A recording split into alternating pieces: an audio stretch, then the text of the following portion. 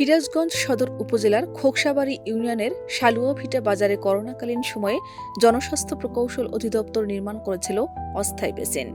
সেই বেসিনে ভেঙে চাপা পড়ে 2 শিশুর মৃত্যু হয়েছে, আহত হয়েছে আরও 2 শিশু। 25 জানুয়ারি বিকেল 4:30টার দিকে এ ঘটনা ঘটে।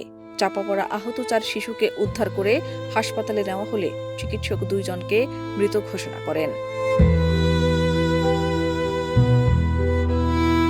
নিহতরা হল সিরাজগঞ্জ সদর উপজেলার খোকসাবাড়ি ইউনিয়নের চর শৈলাবাড়ি গ্রামের ফরিদুল ইসলামের শিশুপুত্র রায়হান ও একই গ্রামের সজীব শেখের শিশুকন্যা সুমি, চর শৈলাবাড়ি গ্রামের মেনহাজের শিশুপুত্র আবির ও একই গ্রামের সামিদুলের শিশুকন্যা সঞ্জিদা আহত হয়েছে।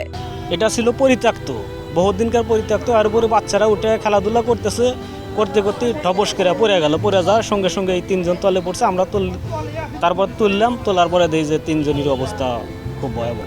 স্থানীয় ও প্রত্যক্ষদর্শীরা জানান, রোববার দুপুরে সদর উপজেলার শালুয়াভিটা হাটে হাত ধোয়ার জন্য করোনাকালে জনস্বাস্থ্য প্রকৌশল অধিদপ্তর নির্মিত বেসিনে উঠে খেলা করছিল 4 শিশু।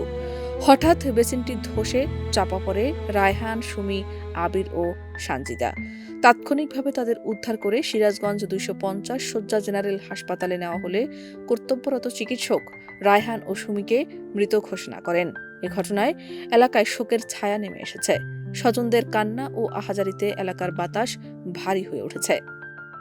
এ বিষয়ে সিরাজগঞ্জ সদর থানার ওসি শহীদুল ইসলাম বলেন, নিহতের পরিবার অভিযোগ দিলে প্রয়োজনীয় ব্যবস্থা গ্রহণ করা হবে। শাহনাজ পারভীন, দেশ রূপান্তর।